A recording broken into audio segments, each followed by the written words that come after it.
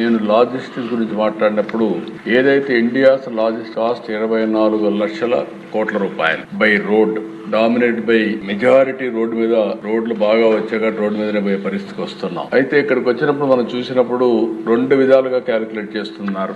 Logistics cost share of GDP ఒక విధంగా calculate చేస్తూ 7.97% ఈ లాజిస్టిక్స్ కాస్ట్ ఉందని. ఈ మధ్య కాలంలో logistics cost share of non service outputs కింద తీసుకొచ్చారు. అది కూడా చూస్తే 9.09%. ఈ గ్రాఫ్ ఒక పక్క చూస్తే రోడ్ ట్రాన్స్పోర్ట్ 47% కాంట్రిబ్యూట్ చేస్తుంది, rail transport 6.7, air transport 3.1, water transport 7.6, material handling 16.1, storage and warehousing 24.8.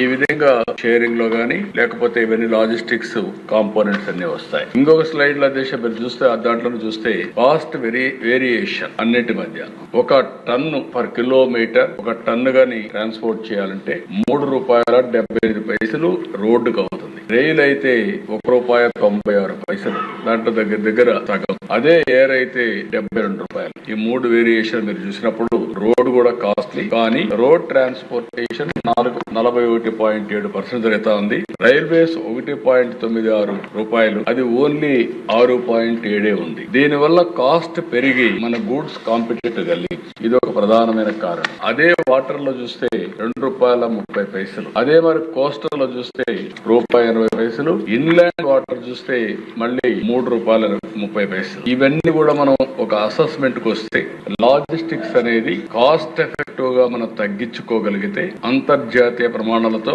ఈ లాజిస్టిక్స్ కాస్ట్ కూడా మన వస్తువులన్నిటిపైన పడుతుంది. అందుకే ఈ ప్రభుత్వం ఫస్ట్ టైం హోలిస్టిక్ అప్రోచ్ తీసుకుంటున్నాం లాజిస్టిక్స్ మీద.